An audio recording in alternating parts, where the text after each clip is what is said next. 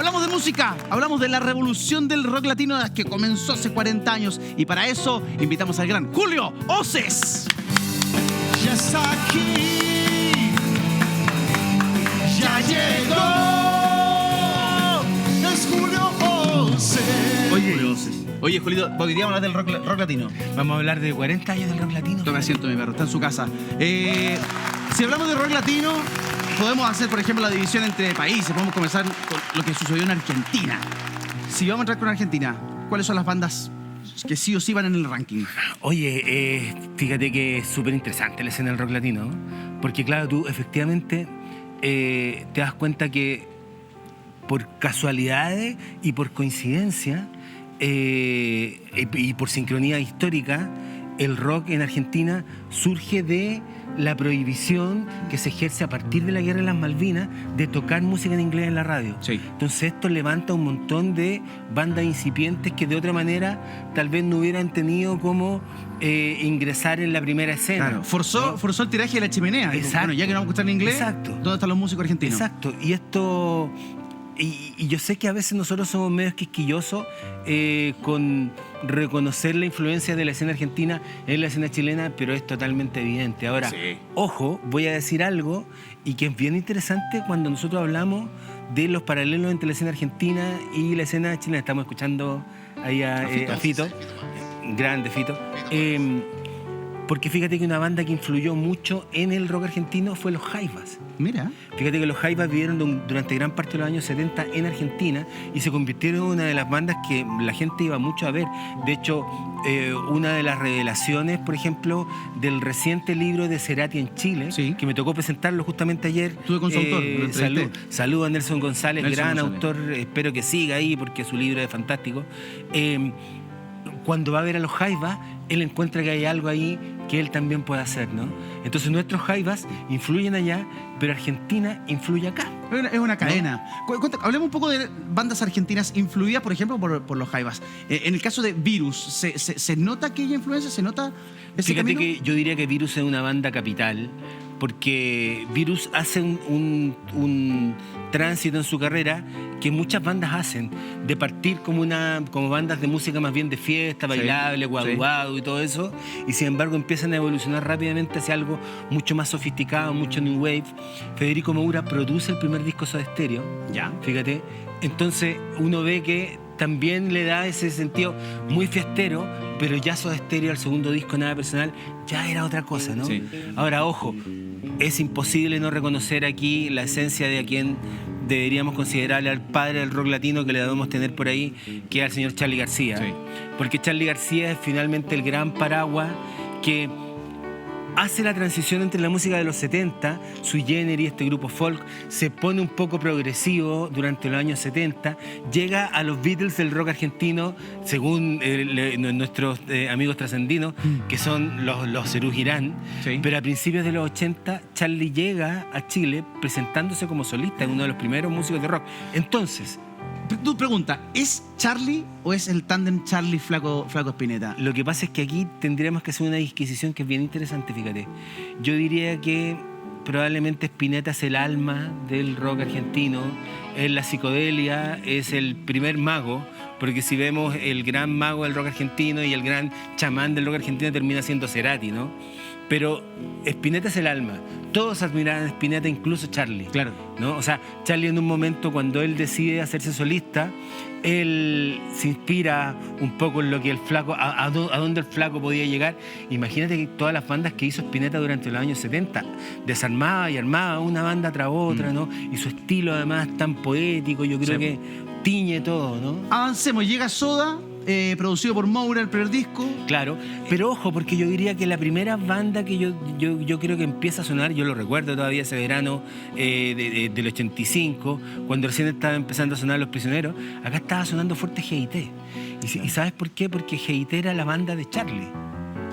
Entonces, GIT en un momento, habían músicos ahí de Los Gatos, que era otra banda, se da cuenta que tienen el suficiente carrete para armar una banda solo, y la banda de Charly estaba conformada por, ojo, GIT y Fito Páez. Claro. ¿No? Charly descubre este tecladista rosarino que estaba tocando con Baglietto, Sí.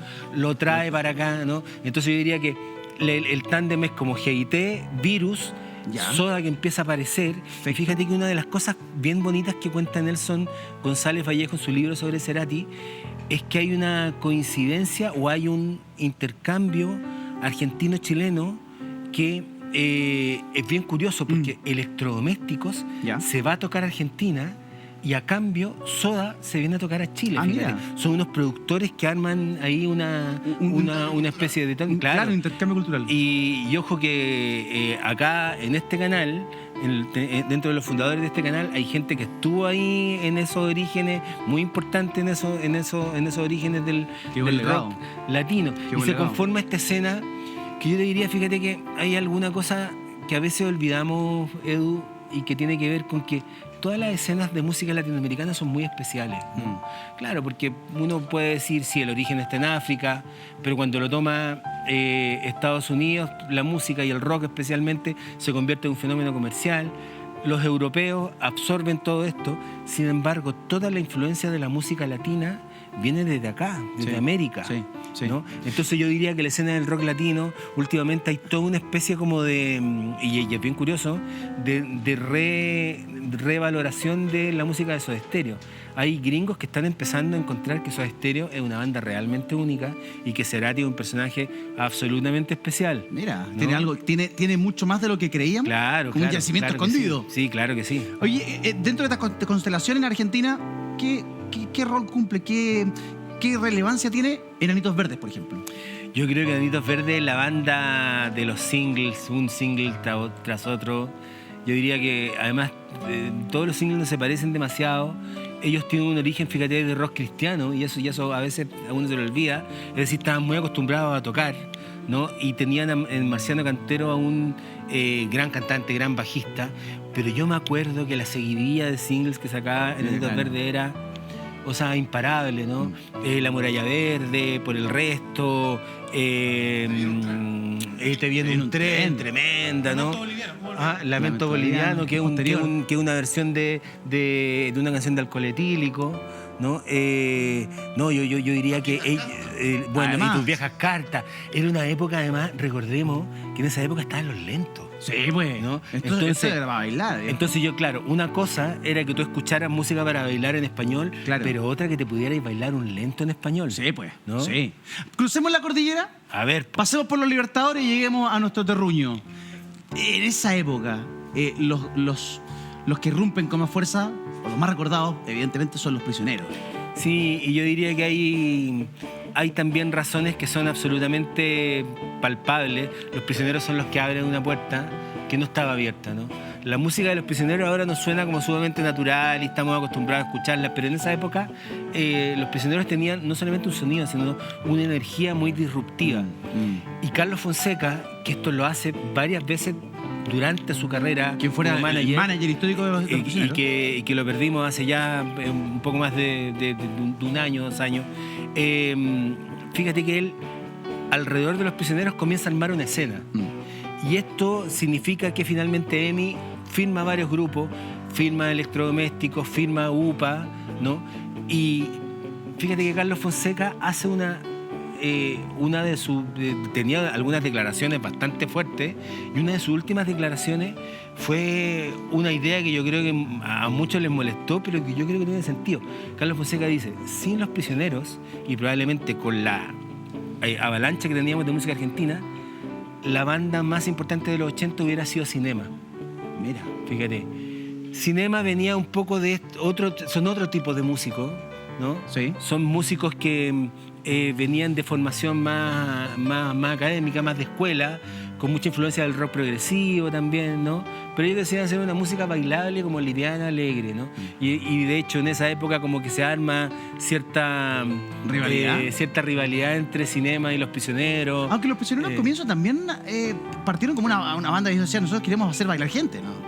Es que los prisioneros se planteaban totalmente como una banda de pop bailable. Yo creo que aquí de lo que se está hablando es un poco también también algunas diferencias de clases sociales que Ah. eso es una cosa en la que podríamos ahondar Hay mucho rato. tantos Pero ejemplos en tantas áreas. por supuesto, no es lo mismo una banda barrial, ¿no?, que migra de San Miguel al circuito universitario que una banda que viene del sector alto con buenos instrumentos, Claro. ¿no? Con un manager como Jorge Maquena, además, que era alguien que ya tenía bastante experiencia con Claro. el grupo, ¿no? Y yo creo que el rock chileno lo que hace es que bastante, digamos, impulsado por lo que venía de Argentina, irrumpe con un sonido bastante fresco y nuevo.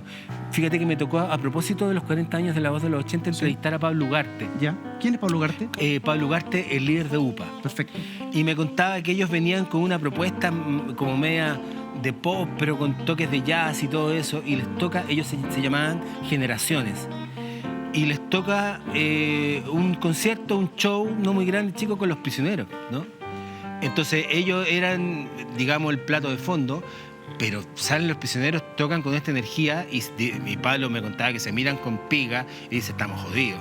Se acabó. O sea, se acabó. Se acabó. O sea, ¿cómo? O sea, tenemos que hacer algo que le vaya a esta energía, ¿no? Claro, Y claro. se oscurecen un poco más, ¿no? Y nace UPA, que finalmente si tú lo mezclas, o sea, si tú lo analizas, UPA tiene grandes canciones. Para mí Pablo Ugarte es el segundo compositor más importante de los 80 en Chile, después Mira, de Jorge González. directamente, Y eso bien. lo digo y soy totalmente responsable de lo que digo.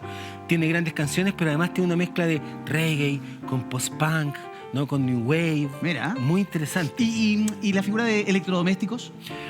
Que aquí estamos hablando de los grandes vanguardistas, yo diría, de la escena chilena, y la única banda que en esa época tuvo resonancia en Argentina, fíjate. Los penquistas de Claro, electrodomésticos. durante los años 90, Gustavo Cerati dice que su banda chilena favorita son los electrodomésticos. ¿Son de Conce o estoy equivocado? No, fíjate, No. y la historia de electrodomésticos es bien interesante, porque fíjate que Carlos Cabeza, que era un poco mayor que sus compañeros, ¿Ya? él era controlador aéreo. Ah, ¿en serio? Entonces siempre fue como, tenía un sueldo, digamos, estable, cosa muy difícil para los músicos Sí, de claro. esa época. Entonces él invertía, como, le gustaba, siempre fue tequi, le gustaban las máquinas, ¿Ya? se compró unos cintes y conoce a Silvio Paredes y a Ernesto Medina, que eran estudiantes de diseño. Entonces electrodomésticos, fíjate, se convierte en el examen de grado de Silvio Paredes en grabado. Él era diseñador, entonces hace un examen de grado en grabado, pero en vez de grabar en una plancha metálica o en algo, él graba en un soporte acústico, en un soporte sonoro. Entonces, electrodoméstico, fíjate, tiene un origen académico, experimental desde la madre, ¿no? Claro. Ahora, ellos Claro. también se convierten probablemente en los que hacen los mejores shows de la época. Tenemos otras bandas que hacen grandes shows como Viena, por ejemplo, que eran tremendos shows, Sí. ¿no? Pero electrodomésticos yo diría que eran como la gran conciencia vanguardista, ¿no? Los confundí con Emociones Clandestinas. Emociones clandestinas, claro que al principio eran los únicos que tenían una vocalista mujer, fíjate. Mucha gente cree que era Yogi. Yogi se convierte, Yogi siempre estuvo, digamos, en Emociones Clandestinas, pero ahí lo tenemos con Carmen Gloria Quirós, ¿no? Que era su vocalista original. En la foto anterior se veían bastante bien, pero ellos tenían una front woman. claro, tenían cuando eran bastante punky, ¿no? Después evolucionan una cosa a este sonido que yo diría que es un sonido totalmente de Conce, yo diría que Emociones Clandestinas, y el primer disco de Emociones Clandestinas es producido por Jorge González, ¿no? No te creo, Sí, mira. pues Arriba de la Costanera, claro que sí. Así nomás. Ahora, ya que hablamos de esta banda que tuvo en su primera etapa a una mujer en la voz, hablemos de mujeres relevantes en el rock A latino. ver. Así, a la yo pincelada tengo- para... yo podría hablar de la gran diosa ¿Quién es la grandiosa? Fabiola Cantilo. Fabiana Cantilo, y yo entiendo totalmente que tanto Charlie como Fito hayan caído totalmente prendados Rendidos. de ella.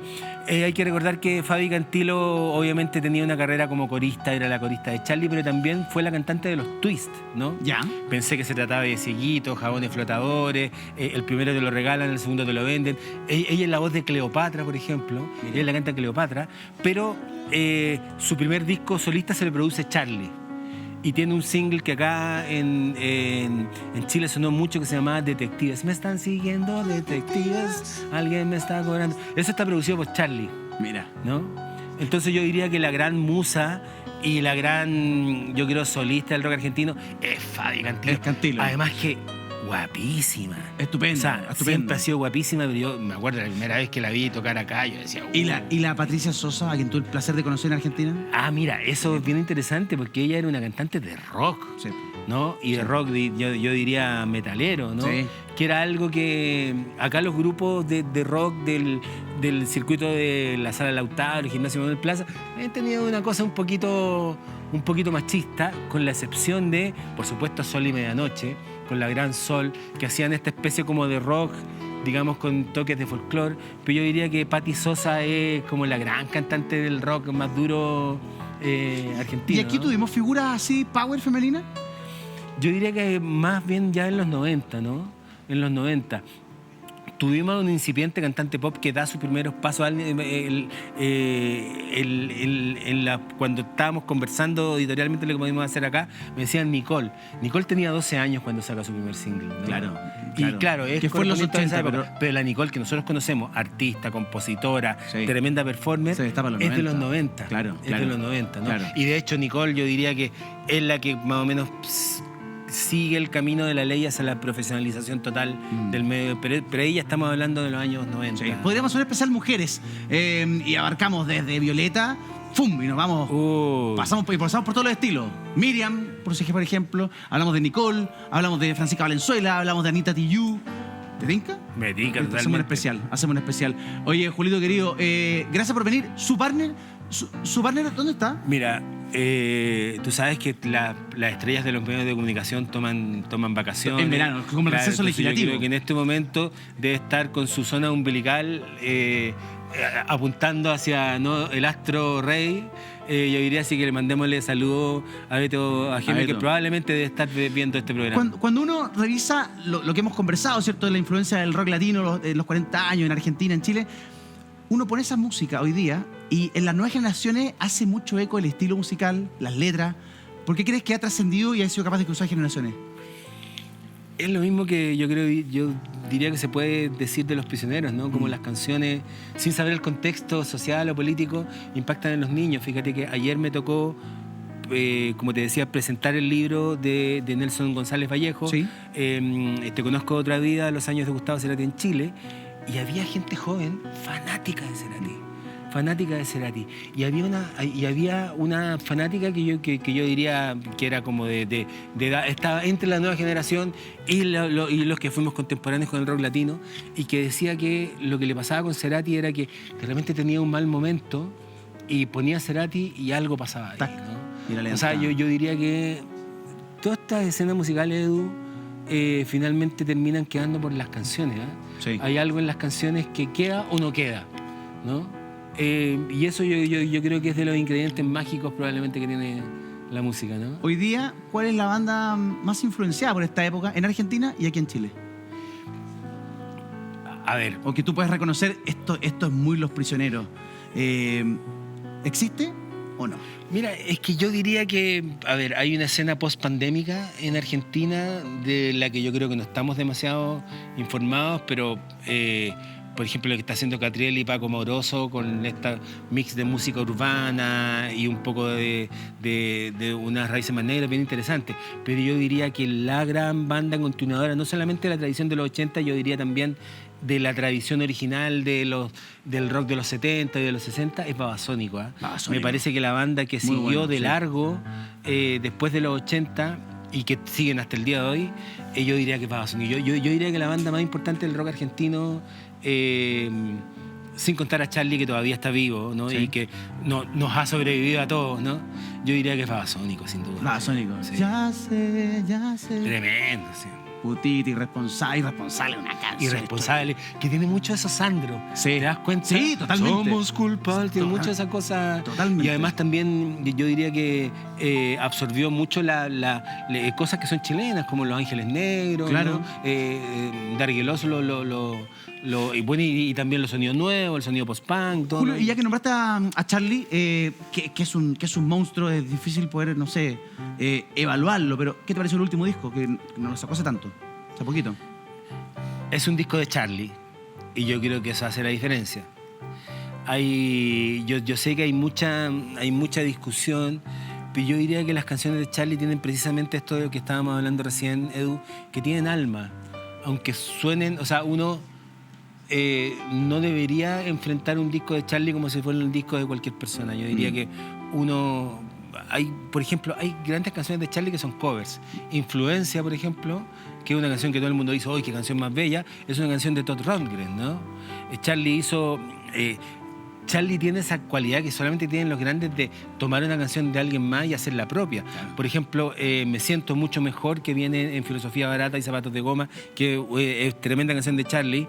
Es una canción original de los Byrds, ¿no? Que se llama I Feel a Whole Lot Better. Charlie obtuvo el permiso de la Asociación de la Familia Lennon para grabar Watching the Wheels, ¿no? Claro, es el octanaje de Charlie García. Es decir, yo creo que hay que tener respeto al enfrentar los discos que probablemente tal vez pueden no ser los mejores de estas leyendas, ¿no? Sí. Yo diría que no es lo mismo escuchar un mal disco de Charlie que escuchar el mejor disco de una banda mala. Toda la razón, estoy de acuerdo contigo. Amigo mío, gusto verlo como siempre. Gracias por venir. Igual, nos vemos. Gracias. Besos para Iris y aplausos a los músicos que nos acompañaron de manera magistral en esta conversación. Metieron una tras otra, pero así como unos verdaderos Burlitzer del talento musical. Gracias, muchachos. Además sé que esta sección le movió el corazón porque le trajo muchos recuerdos. No, sí, tenemos una tocata pendiente nosotros Eso. juntos. Ah, que va a traer la guitarra, va a traer la guitarra. ¿Cuándo va a cantar? ¿Va a traer la guitarra? Sí, no, para la próxima. Para la próxima. Sí, cuando toquemos algo como de King Crimson, así como sencillito. Eso. Guitarra de palo. No, mentira. No. Qué grande. Gracias por acompañarnos, por estar ahí. Hasta la próxima. Todo va a estar bien. Buenas noches.